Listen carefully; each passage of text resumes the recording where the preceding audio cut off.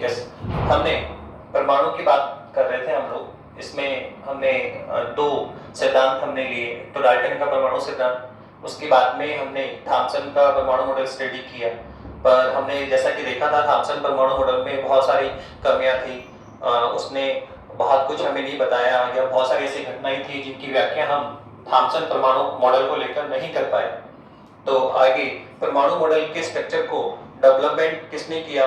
वो था Rutherford. Rutherford ने परमाणु मॉडल को स्ट्रक्चर को डेवलप करने के लिए एक प्रैक्टिकल किया, एक प्रयोग किया। इस प्रयोग में रदरफोर्ड ने एक पतली सोनपन्निका ली तथा उस पर एल्फा कणों की बौछार कराई। प्रयोग में रदरफोर्ड ने एक पतली सोनपन्निका लेकर उस पर एल्फा कणों की बौछार कराई और प्रतिस्थापित एल्फा कणों का अध्ययन कर अपने मॉडल की अभिधारणाएं दी। नाउ रदरफोर्ड के परमाणु मॉडल की जो प्रायोगिक अरेंजमेंट है वो डायग्राम में शो हो रहा है। रदरफोर्ड ने प्रयोग के दौरान एक एल्फा कण स्रोत लिया जिससे वो एल्फा कण डेवलप करेगा। साथ ही सबसे पहले उसने एल्फा कण स्रोत से एल्फा कण को उत्सर्जित कराया। उत्सर्जित एल्फा कण को दो पैरेलल लेड की ईंटों से इसको पारित किया, गुजारा और गुजार कर उसको एक पतली किरण पुंज के रूप में प्राप्त कर लिया। एल्फा कण को पतली किरण पुंज के रूप में प्राप्त कर लिया। उसके बाद प्राप्त एल्फा कण या बारीक किरण पुंज को पतली स्वर्ण पन्निका पर बौछार करें। पतली स्वर्ण पन्निका पे बौछार कराए जिसकी थिकनेस लगभग 10 की पावर -7 मीटर होती है। एक पतली सोनपन्निका जिसकी थिकनेस लगभग 10 की पावर -7 मीटर होती है। साथ ही सामने एक पर्दा लिया जिस पर जैडनस का लेप होता है। प्रतिस्थापित एल्फा कण इस पर्दे से जाके संघात करते हैं और वहां पर एक प्रतिदीप्त या चमक उत्पन्न करते हैं। वहां पर एक प्रतिघात या एक चमक उत्पन्न करते हैं। साथ ही यहाँ पर हम एक सूक्ष्मदर्शी की सहायता से अलग-अलग कोणों पर, अलग-अलग एंगल्स पर प्रतिस्थापित एल्फा कणों की संख्या काउंट करते हैं और उसके आधार पे इस जो भी हमने रिजल्ट्स मिले उस आधार पर रदरफोर्ड ने अपना एक मॉडल प्रतिपादित किया। नाउ रदरफोर्ड ने प्रयोग के दौरान देखा कि जब एल्फा कण पतले सोनपन्निका पर रदरफोर्ड ने अपना परमाणु मॉडल देने के लिए एक पतली सोनपन्निका ली तथा उस पर एल्फा कणों की बौछार करें। तो प्रयोग के दौरान रदरफोर्ड ने देखा कि अधिकांश एल्फा कण बिना विक्षेपित हुए सीधे ही निकल गए। अर्थात अधिकांश एल्फा कण ऐसे थे जिनके पथ में कोई विक्षेप नहीं हुआ, वो अपने पथ से विचलित नहीं हुए, बिना विक्षेपित हुए ही सीधे ही निकल गए। इस आधार पे रदरफोर्ड ने एक निष्कर्ष दिया कि जो परमाणु है उसका अधिकांश भाग खोखला होता है। ये सबसे पहली बात रदरफोर्ड ने हमें इंपॉर्टेंट बताई। उसने कहा कि अधिकांश एल्फा कण अपने पथ से बिना विक्षेपित हुए सीधे ही निकल गए। इस आधार पर रदरफोर्ड ने कहा कि परमाणु का अधिकांश भाग खोखला होता है। सेकंड व्यू उसने बताया कि उसने प्रयोग में देखा कि कुछ एल्फा कण न्यून कोणों पे प्रतिस्थापित हुए तथा कुछ एल्फा कण अधिक कोणों पे प्रतिस्थापित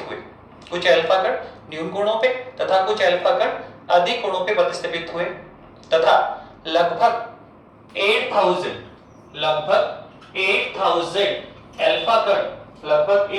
एल्फा कण में से एक एल्फा कण ऐसा था जो जिस पथ पर गया पुनः उसी पथ पर लौटकर आ गया।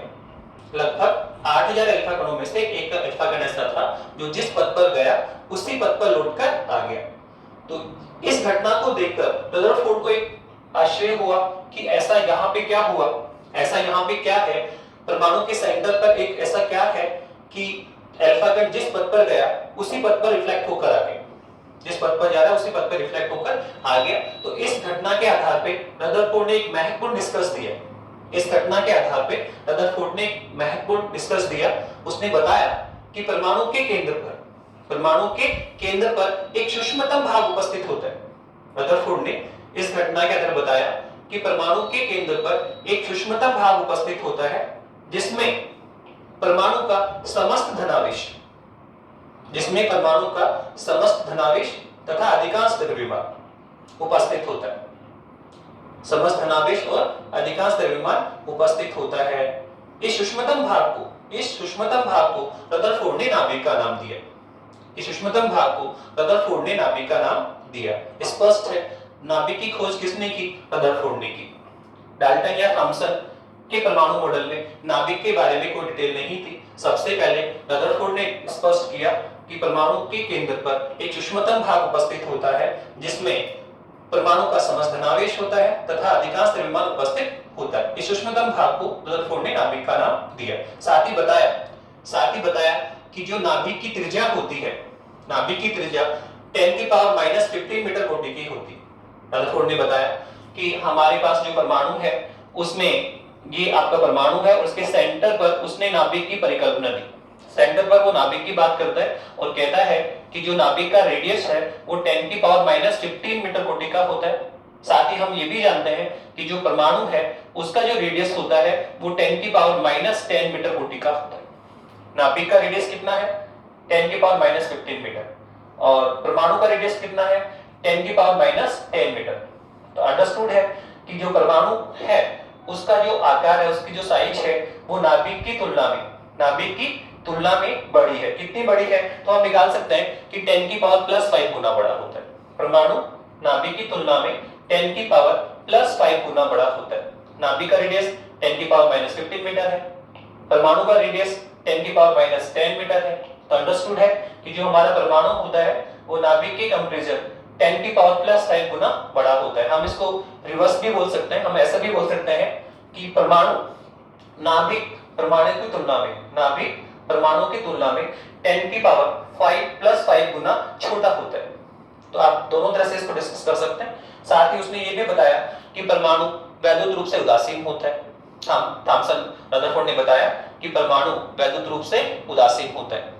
और अब तक रदरफोर्ड ने काफी कुछ हमें स्पष्ट किया कि परमाणु का अधिकांश भाग खोखला होता है और जब उसने अल्फा कण वर्गीकरण प्रयोग किया उसमें देखा कि कुछ अल्फा कण न्यून गुणों पे जा रहे हैं, कुछ अल्फा कण अधिक गुणों प्रतिस्थापित हुए और जबकि 8000 अल्फा कणों में से 8000 अल्फा कणों में से एक अल्फा कण ऐसा था जो जिस पद पर गया पुनः उसी पद पर लौटकर आ गया। इस आधार पर रदरफोर्ड ने नाभिक की परिकल्पना दी और साथ ही बताया कि नाभिक का रेडियस -15 होता है, परमाणु का रेडियस -10 मीटर होता है। तो अंडरस्टूड है परमाणु क्या है? लार्जेस्ट है। किसके कंपैरिजन में? नाभिक के कंपैरिजन में। कितना गुना बड़ा है? 10⁻+5 गुना है। और लास्ट में उसने बोला कि परमाणु वैद्युत रूप से क्या होता है? उदासीन होता है।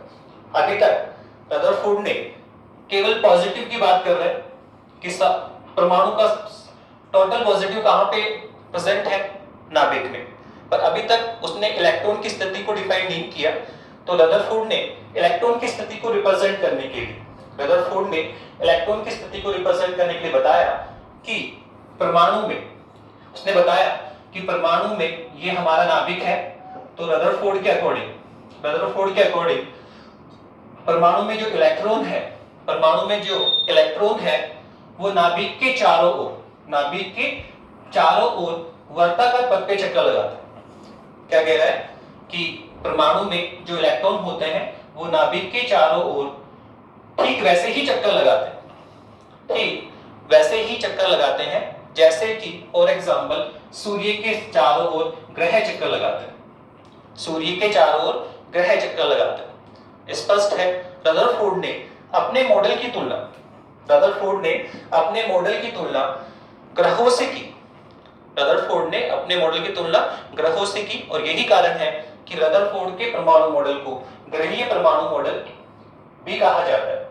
अर्थात रदरफोर्ड ने ग्रहीय परमाणु मॉडल प्रतिपादित किया। ये क्वेश्चन भी कई बार एग्जाम में डिस्कशन होता है कि ग्रहीय परमाणु मॉडल किसने प्रतिपादित किया, तो हमारा आंसर होगा रदरफोर्ड ने अपने जो मॉडल है उसकी तुलना ग्रहों से की। उसने बताया कि परमाणु में इलेक्ट्रॉन नाभिक के चारों ओर ठीक वैसे ही चक्कर लगाते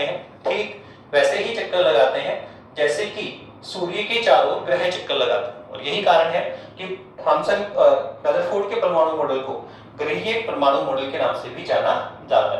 इसके साथ में ही ये मॉडल जब हमने स्टडी किया देखा तो हमें दो मेजर इशू इसमें नजर आए जो मॉडल की कमियों को प्रदर्शित करते हैं। इसमें दो इंपॉर्टेंट ऐसे पॉइंट्स हैं जो हमें रदरफोर्ड के मॉडल की कमियों को रिप्रेजेंट करेंगे। और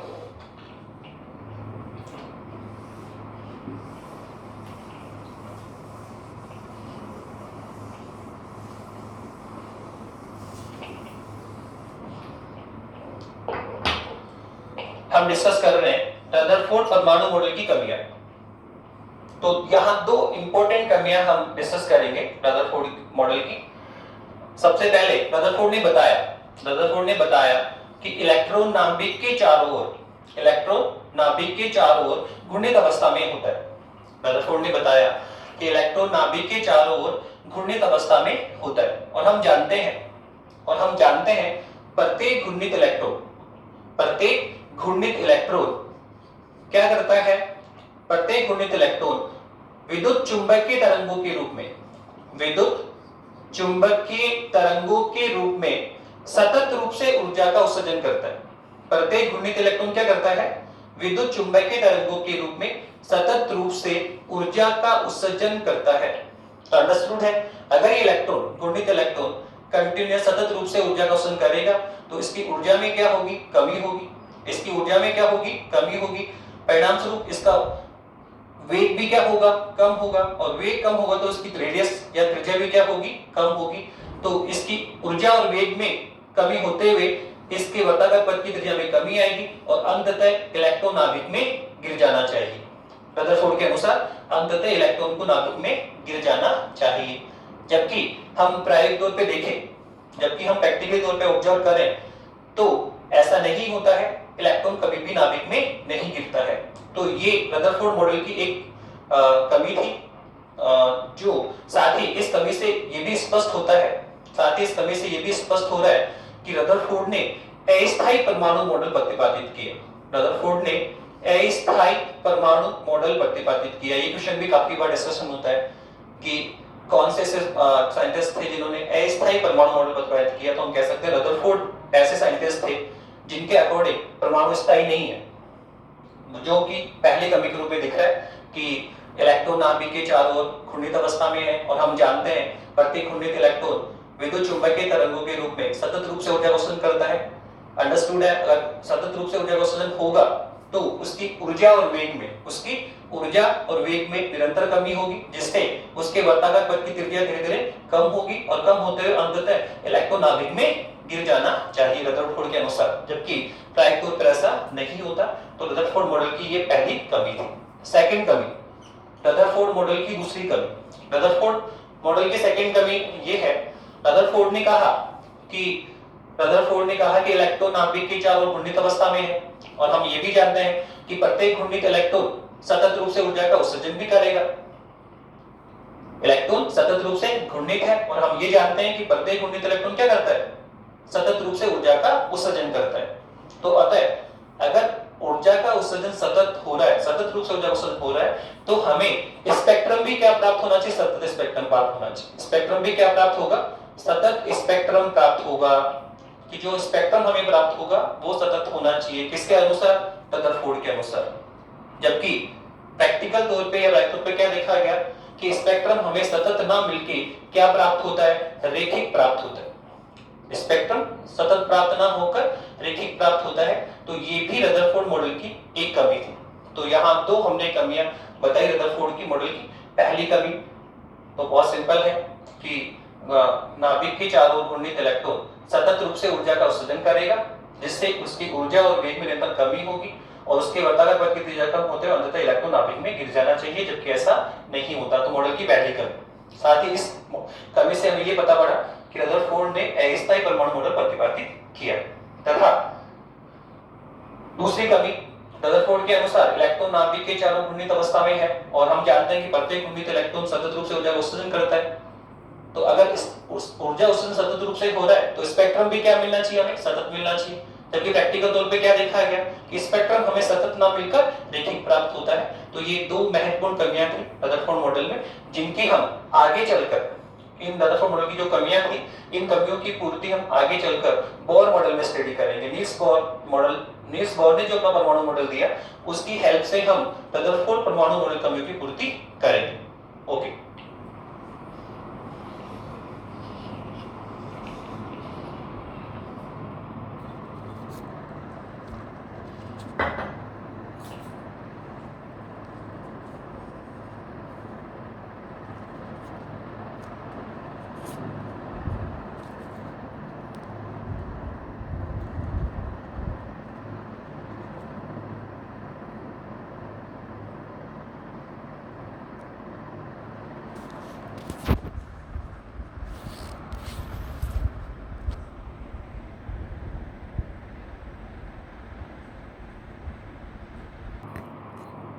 ओके अब हम रदरफोर्ड मॉडल की अभिधारणाओं के बारे में बात करने के बाद में इस मॉडल के रिलेटेड ही दो इंपॉर्टेंट पॉइंट हैं जो हम यहाँ डिस्कस करेंगे। पहला पॉइंट है संगठन प्राचल, जिसे हम स्मॉल बी से रिप्रेजेंट करते हैं। साथ ही हम यहाँ पर एक इंपॉर्टेंट टॉपिक और डिस्कस करेंगे, न्यूनतम पहुंच की दूरी। न्यूनतम पहुंच की दूरी, इसे हम आर नोट से नोट करेंगे। तो एट फर्स्ट हम लोग संगठन प्राचल पर आते हैं कि संगठन प्राचल क्या है। तो अभी हमने बताया कि रदरफोर्ड मॉडल में अधिकांश अल्फा कण सीधे ही निकल गए, कुछ अल्फा कण न्यून कोणों पर गए, कुछ अल्फा कण अधिक कोणों पर गए और लगभग 8000 में से एक अल्फा कण जो जिस पद पर आया पुनः उसी पद पर लौट गया। तो यहाँ की एक क्वेश्चन बनता है कि यहाँ ऐसा क्या है कि अल्फा कण रिफ्लेक्ट हो रहा है, कोई न्यून कोण पे हो रहा है, कोई अधिक कोण पे हो रहा है, कोई 180 पे वापस जा रहा है। तो इस चीज का डिस्कशन हम संगठन प्राचल से समझ सकते हैं। साथ ही रदरफोर्ड ने बताया कि जो नाभिक होता है वो पॉजिटिव होता है, उसमें संपूर्ण पॉजिटिव उसमें होता है परमाणु का। साथ ही जो अल्फा कण आ रहा है, जब वो हम जानते हैं अल्फा कण कौन है, हीलियम नाभिक होता है। अल्फा कण कौन होता है, हीलियम नाभिक है, तो वो भी धनावेशित है। और सामने कौन है, नाभिक है, तो नाभिक भी धनावेशित है। तो अंडरस्टूड है दोनों में क्या होगा, रिफ्लेक्शन होगा। दोनों में क्या होगा, रिफ्लेक्शन होगा। और ऐसे पार्टिकल, ऐसे अल्फा कण जो नाभिक से बहुत दूर से निकल रहे हैं, ऐसे अल्फा कण जो नाभिक से बहुत दूर से निकल रहे हैं, तो उनको नाभिक प्रभावित नहीं कर पाता, इसलिए वो बिना विक्षेपित सीधे ही निकल जाता है। तथा ऐसे नाभिक जो नाभिक के पास से गुजरते हैं, जो थोड़ा पास से गुजर रहे हैं, तो नाभिक पॉजिटिव होने के कारण पॉजिटिव धनावेशित हीलियम नाभिक को, अल्फा कण को क्या करेगा, रिफ्लेक्ट करेगा, प्रतिकर्षित करेगा, जिससे अल्फा का अपने प्रारंभिक पद से, अल्फा का अपने प्रारंभिक पद से विचलित हो जाएगा। और संगठन प्राचल में हम देखेंगे कि जैसे जैसे अल्फा कण नाभिक के पास आता चला जाता है, ऐसे अल्फा कण जो नाभिक के ज्यादा क्लोज से गुजरते हैं, उनमें प्रतिक्षेपण कोण ज्यादा देखा गया। तो इसको हम संगठन प्राचल से समझ सकते हैं कि ऐसा यहाँ पे क्यों है कि कोई अल्फा कण न्यून कोण पर है, कहीं पर अधिक कोण पर है, कहीं पे 180 पर है। तो इसको समझने के लिए संगठन प्राचल डिफाइन किया गया, जिसका फॉर्मूला भी हमने आपके लिए राउंड डाउन कर रखा है। सबसे पहले हम संगठन प्राचल को डिफाइन करेंगे कि संगठन प्राचल कहते किसे, डेफिनेशन ऑफ, ठीक है, संगठन प्राचल। संगठन प्राचल की बात हम कर रहे हैं तो मैंने एक डायग्राम बना रखा है, उसमें आपको फोकस करना है। कोई भी अल्फा कण है, ये आपका अल्फा कण है, ये इसका प्रारंभिक पद है, पर आने वाला अल्फा कण क्या है, पॉजिटिव है, नाभिक क्या है, पॉजिटिव है। तो दोनों में क्या होगा, रिफ्लेक्शन होगा। दोनों में क्या होगा, रिफ्लेक्शन होगा। तो नाभिक अल्फा कण को रिफ्लेक्ट करेगा, प्रतिकर्षित करेगा, जिससे वो अपने ओरिजिनल पद से, ये इसका ओरिजिनल पद है आपका, ठीक है, इस ओरिजिनल पद से क्या हो गया, ये विक्षेपित हो गया। ओरिजिनल पद से क्या हो गया, ये विक्षेपित हो गया। तो ये अल्फा कण का क्या है, प्रारंभिक पद है। तो इस अल्फा कण के प्रारंभिक पद की, इस अल्फा कण के प्रारंभिक पद की नाभिक के केंद्र से लंबवत डिस्टेंस हमें काउंट करनी है। अल्फा कण के प्रारंभिक पद की नाभिक के केंद्र से, नाभिक के केंद्र से हमें लंबवत दूरी फाइंड करनी। ये जो लंबवत दूरी है, इसी को हम संगठन प्राचल कहते हैं। इसी को हम क्या बोलते हैं, संगठन प्राचल बोलते हैं। तो बहुत कॉमन सी डेफिनेशन है इसकी, बहुत सिंपल बोल सकते हैं हम, किसी अल्फा कण की, किसी अल्फा कण के प्रारंभिक पद की, किसी अल्फा कण के प्रारंभिक पद की नाभिक के केंद्र से, नाभिक के केंद्र से लंबवत दूरी संगठन प्राचल कहलाता है। बहुत सिंपल है, किसी अल्फा कण के प्रारंभिक पद की नाभिक के केंद्र से लंबवत दूरी संगठन प्राचल कहलाता है। अब आप डायग्राम से ये भी अंडरस्टूड कर सकते हैं कि जैसे जैसे हम नाभिक की ओर बढ़ते हैं, ऐसे अल्फा कण जो नाभिक से दूर निकल रहे हैं, थोड़ा हम और क्लोज आ जाते हैं। सेकंड अल्फा कण हमने लिया जो नाभिक के पास से गुजर रहा है, तो आप देखिए जैसे जैसे अल्फा कण नाभिक के पास आता चला जाएगा तो संगठन प्राचल B का मान रिड्यूस होता चला जाएगा, कम होता चला जाएगा। पहले संगठन प्राचल B का मान ज्यादा है, लंब दूरी ज्यादा है। आप सेकंड अल्फा कण की बात करें तो देखो आप यहाँ पर B का मान क्या हो गया, इसकी कंपेरिजन कम हो गया है, और आप पास आएंगे तो B और रिड्यूस हो जाएगा।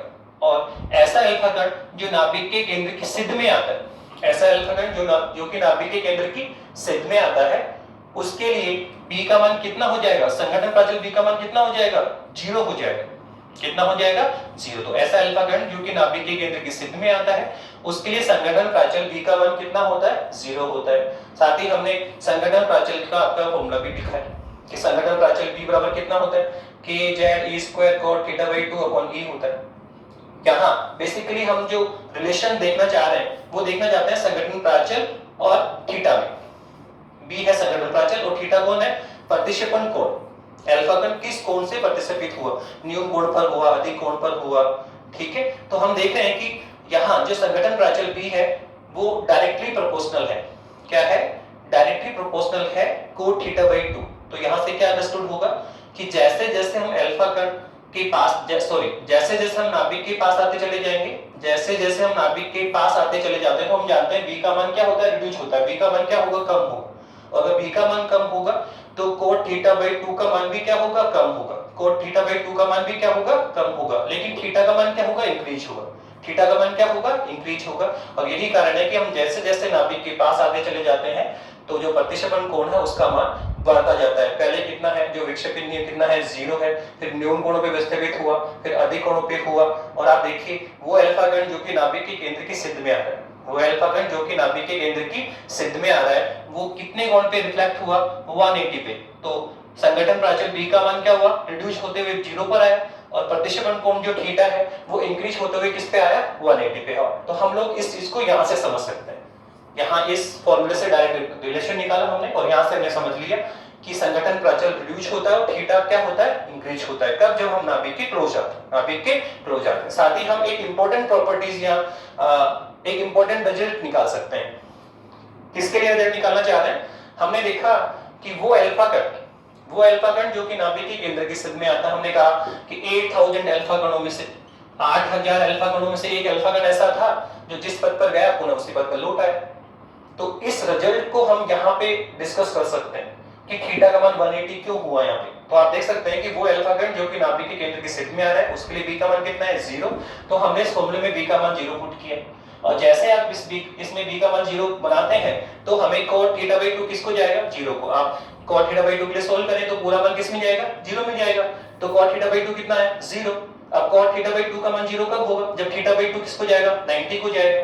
और θ/2 90 कब होगा, जब थीटा किसको जाएगा, 180 को जाएगा। तो हम अंडरस्टूड कर चुके हैं कि ऐसा अल्फा कण जिसके लिए, ऐसा अल्फा कण जो कि नाभिक के केंद्र की सिद्ध में आ रहा है, जिसके लिए संगठन प्राचल B का मान 0 होता है, उसके लिए प्रतिक्षेपण कोण कितना हुआ, 180। इसका अर्थ क्या हुआ कि वो जिस पद पर आएगा पुनः उसी पद पर लौट जाएगा। तो ये एक इंपॉर्टेंट डिस्कशन था रदरफोर्ड मॉडल से कनेक्टेड, जिसको हम संगठन प्राचल डिफाइन करते हैं। बहुत सिंपल सा है, किसी अल्फा कण के प्रारंभिक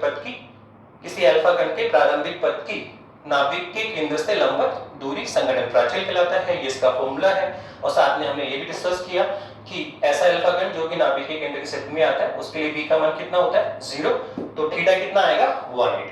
नाउ अब हम सेकंड पॉइंट पे जाते हैं जिसे हमने डिफाइन कर रखा है न्यूनतम पहुंच की दूरी। यहां हम ये देखेंगे कि अल्फा कण जब आ रहा है, आगे फॉरवर्ड कर रहा है, तो नाभिक उसको रिफ्लेक्ट करेगा।